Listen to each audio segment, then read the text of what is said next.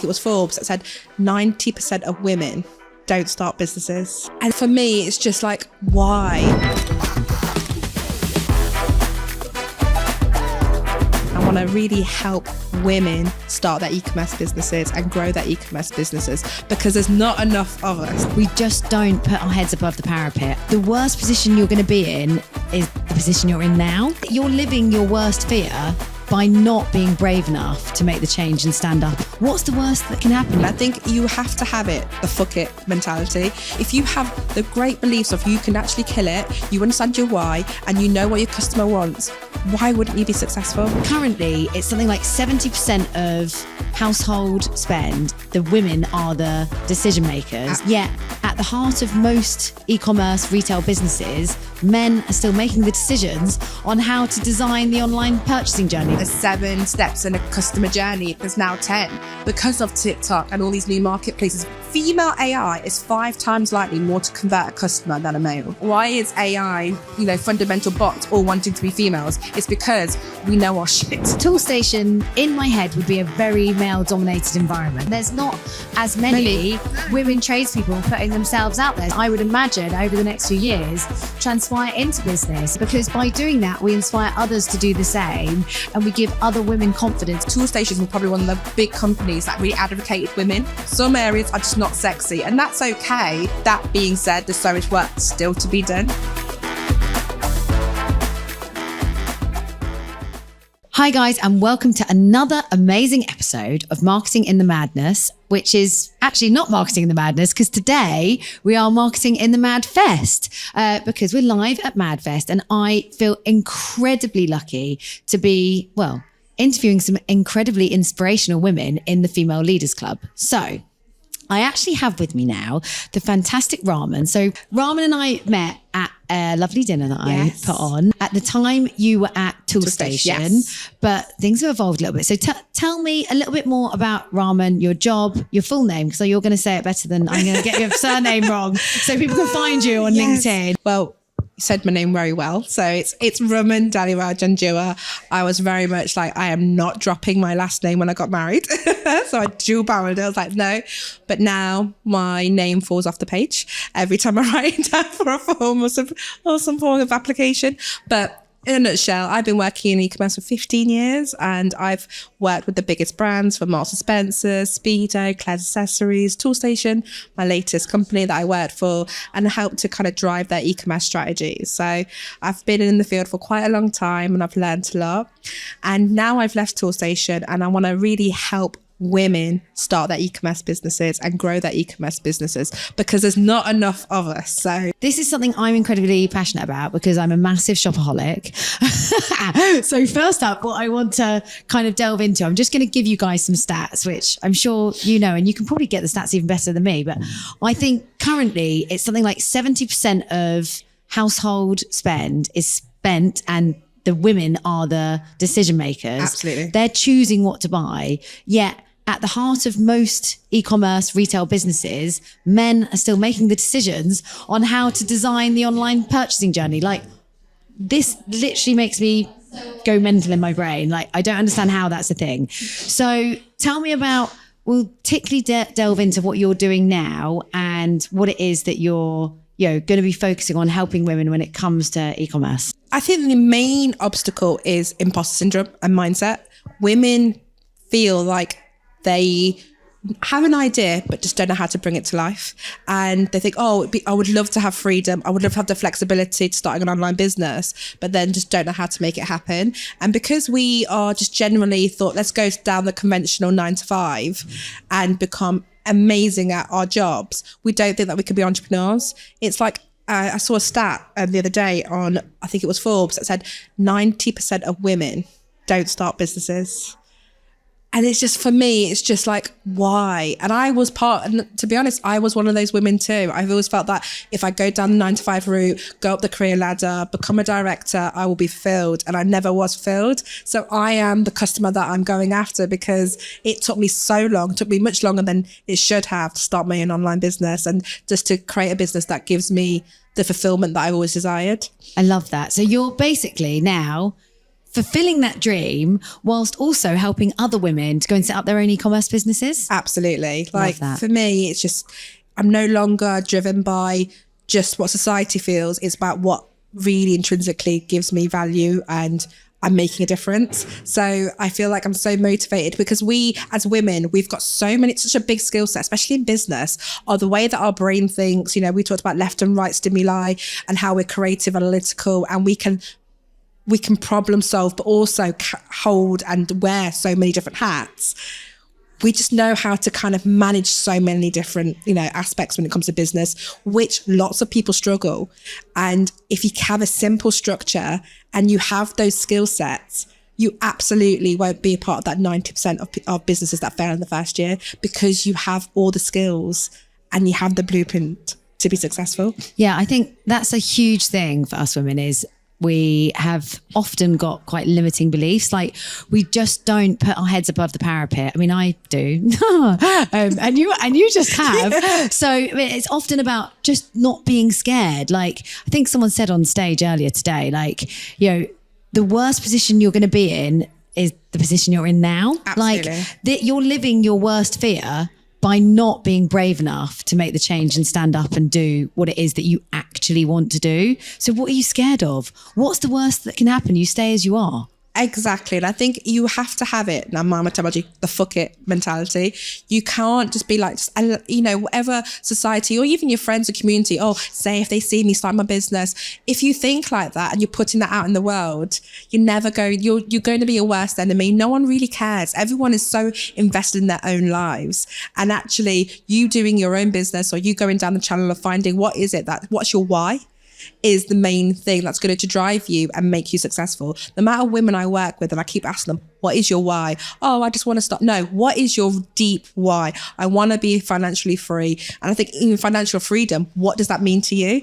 And why do you want that? So it's really understanding your why, because then you remove all those limiting beliefs, because you know that's the end goal that you want to reach. Oh, I fucking love that. Literally, show the fuck up. Yeah. Understand what it is that you want to achieve in life, what success feels like is for you. And I think if you do that, you're unstoppable. Absolutely. I think, and once you understand what's your why, and you know your customer, and you go through the process for talking to your customers, I feel like a lot of businesses fail because they just don't understand their customers. They think of a shiny product, but actually they don't have the understanding of what your customer wants. So if you have the great beliefs of you can actually kill it, you understand your why, and you know what your customer wants, why wouldn't you be successful? Yeah, I think that's the key. It's, as women, we're really, really good at solving problems. We're really good at navigating the difficult things and, coming up with solutions that are solving genuine problems. What we struggle with often is getting the funding, getting the support. So what you're doing by helping these e-commerce businesses go to market with all the experience that you've got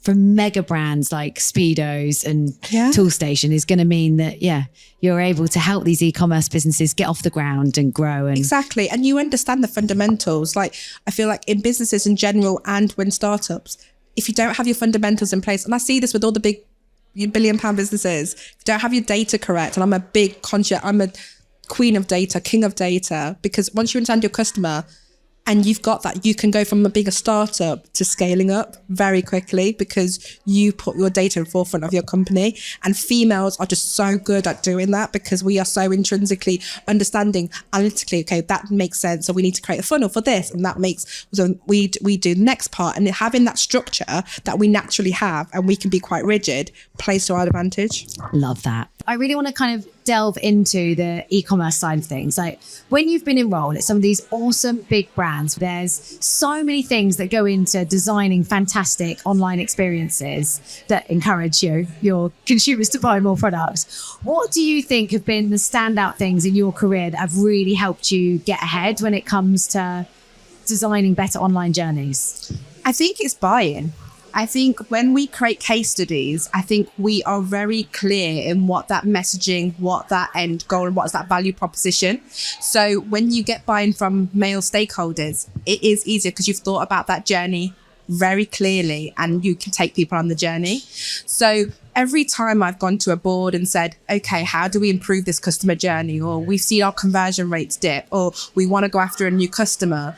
because we are very much focused on data and being creative, we're more influential because we've really thought it through. So when they ask us questions, we've got the answer. And I think, not saying that my male counterparts don't think like that, but I think because we are able to use our left side and our right side of our stimuli, it's much more easier for us to bring that to table and actually really articulate it really well. So I think in those ways that we're really advantageous and making sure we tell the story really well. And I think that's the good thing about females. We're really good at storytelling. And being, a lot of retail brands, it's always the woman that's buying for the family. It's buying for the kids. It's buying for the husband. It's buying for the kitchen. But, not generalizing, but majority of the time, it's women who are buying. And, so it's how do we kind of manipulate and influence those customer journeys to make sure we understand that market too. And damn, are we good at manipulating and influence? I mean, if I know how to get what I want. Exactly. I honestly do believe, I know I probably shouldn't fucking say this, but I'm going to anyway. Like, I do think as women, we are good at getting what we want. Like, we have to plan to the 9th, 10th, I don't know, 11th, 12th, whatever degree. Because when you're a mum, like, especially if you're a mum, like, you're having to think about so many different things. And I do think because we have got that, left and right-sided brain, we just are able to multitask better. Absolutely. We're able to think about all eventualities. We're really good at planning. And I do think it helps us, one, sell ourselves, but sell our ideas in. Guys are often better at speaking up, but I think when you get into the intricacies of the detail, no one is going to do it better than a woman. Absolutely. I think because, like you said, we wear so many different hats, we're able to manage the hats more effectively. And I think even project managers, the best project managers I have seen are women. So, and it speaks volumes because where they've thought about it in a detailed manner that I'm not saying men don't, but it's there. That meat that you need is always there. And we do wear those hats so that we know what to expect. And it can be quite overwhelming as well, because sometimes your male counterparts don't have to think about looking after kids or going home and cooking dinner. I'm not saying that all men are like that, but we are always thinking about what's next. And I think that also is advantageous in e-commerce and marketing, because we're always thinking what's next. And we're so much more savvy on what technology, I've just been hearing talks throughout the last 2 weeks, AI being women. And why is that? Why is AI, fundamental bots all wanting to be females? It's because we know our shit, and it's, to put it frankly, we understand it. It's just bringing that whole team together. And I honestly think that a lot of female leaders are so underrepresented, but we are so fearless and we're so understanding, but we're still quite strong. And I think that is something that needs to be promoted more. Yeah, I love that. All the bots that I can think of are female women, which is amazing. Yeah, that hadn't even crossed my mind. They said that female AI is 5 times likely more to convert a customer than a male.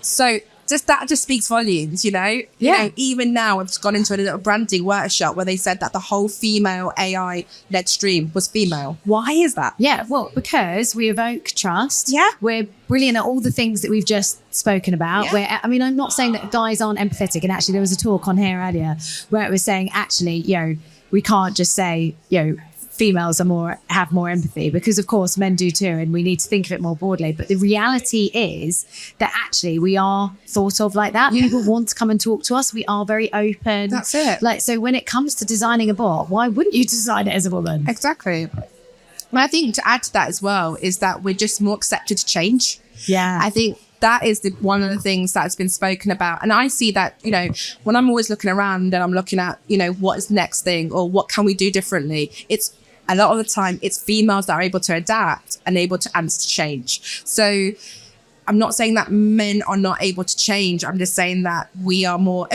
open to, especially you go to a board of directors, right? Majority of them are males saying, we don't want to spend that money, especially if you talk to a CFO. But if you're talking to a female CFO, they'll listen to you more and be like, okay, now tell me the projections. You now tell me this. So it's a thought process that goes behind that we're more accepting to change and negotiation as well.